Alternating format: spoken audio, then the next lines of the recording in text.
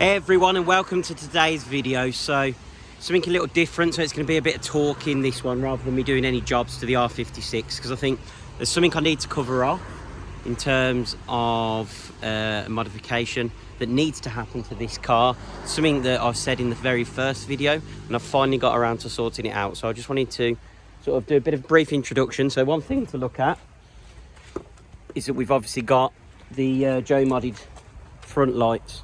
So I think they're looking really smart, really pleased with those, and they were in the last video.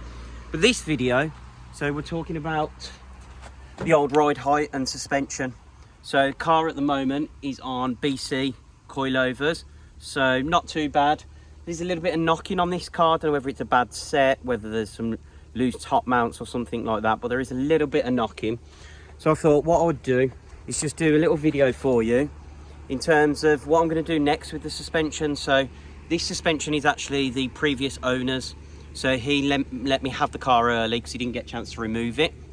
And I said to him that I would give them back to him once I replace them. Now with everything going on, house moves and whatever I've talked about, I've just not had chance to sort the actual suspension and get hold of the new one, because I was planning to do the install at the new house. That hasn't happened. Lovely weather today. And that hasn't happened, but I've got some free weekends coming up where I want to get the suspension switched over. I don't want him to wait anymore, so I've got to make a choice in terms of what I'm replacing the BCs with. So I've got a few different options, so let's run through all the options I could go for. So first of all, we've got stock suspension. Now for anyone that knows my cars, I'm never going to be driving around on stock suspension, especially in a Mini. So the other option is to go for stock suspension with lowering springs.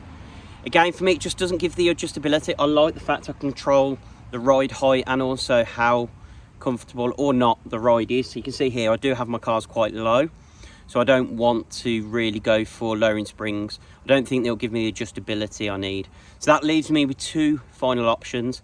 That's air suspension, and you've got another set of coilovers. So over the years, I've fitted coilovers to many of my cars. So I've had Meister R's, VW K1s, the R53's got KW Club Sports on. This is obviously on BCs. I've had BCs on a few other cars. The BRZ at the moment is on Team Flex Zs, yeah. And I love the fact coilovers give you that adjustability of height, and you can also adjust the dampening if you get a decent set of them as well. So all those sets came with top mounts anyway, most of those sets. I think the KW V1s are about the only ones that didn't come with top mounts. So I like that because I don't like faffing. It's quite dangerous with the springs and removing those. So yeah, so that's it there. Obviously the options in terms of coilovers. I've driven many cars with them and really pleased and happy with the end results that I've had for most of them. I don't think I've really had a set that I've not been happy with. So what I did want to consider was air. So I think we've all seen those memes in terms of bags of shopping, and there's loads of them out on the internet. And I think if I was born in the US, I would not be bothered in the slightest about fitting air. I'd fit it straight on, because a lot of the US followers that I've seen, they go for air. Look at TJ Hunt and all his builds, and have absolutely no problem. But for some reason in the UK, there's a stigma with air, and it's the fact that it's for stanced out cars, not for performance. So I think one thing I need to be clear on is this isn't a track build. It may see a track day, maybe, but probably not. I like my cars to be to look good and to perform well. So there are going to be lots of performance mods, so it's certainly not staying with stock power for long. But for the way I drive it, I don't need a £4,000 set of sort of race suspension on the car. So for me, I think air is a consideration, just because it allows me to have the adjustability of height. I can go really low if I want to, or so where I'm now commuting to, I've got a big multi-storey car park that I've got parking. Setting this car to low and then trying to get up a ramp or over the speed bumps in the car park is going to be an absolute nightmare on coilovers. Air would solve that problem, and it's something I've always talked about and never dabbled with. So I've made a decision. I'm going for air. on the R56. So there are lots of brands out there in terms of air suspension for this car. Obviously standard setup is a tank, a compressor, and obviously the airbag suspension that have basically the main difference is there is a bag of air instead of a spring. That is the big difference. So you have to run air lines and obviously power to the boot to run it. But it's a challenge I fancy doing. I've never fitted it myself, but I'm going to give it a go. So I've spoke to many people in the UK that have got Minis and have gone for air suspension. I know some of them enjoy their performance and some of them are purely stance, and I'm happy for them that they do both of those things. So I've gone for an airlift performance 3-piece set. So it's got the airlift management system, a tank, compressor, and all 4 struts. Struts all come with the top mount, so there's no faff in there. And they should, in terms of the struts, just bolt straight to the car, very much like coilovers. The only difference is I'll have to work out where I need to run airlines, etc. So this weather's delightful. I wasn't expecting it to snow for this video, but do you know what? I might as well be outside and walking around the car, because I'll be really honest with you, I'm really enjoying the R56. I've still got the R53, still got the BRZ, and love both of those cars as well. But at the moment, I think this is sort of looks-wise getting very close to my favour. So I think the BRZ still tips it, just because I've had that resprayed and a lot of personal touches. But this is getting here. It looks completely different to when I bought it, and there's plenty of changes still to come. Still haven't decided on a colour, for example. But back to the suspension. So I've managed to pick up a set of airlift performance struts and all the air management and everything second hand. And the reason I've gone for second hand is it's just so expensive to buy air for one of these cars. It could be like 3.5 from what I've seen.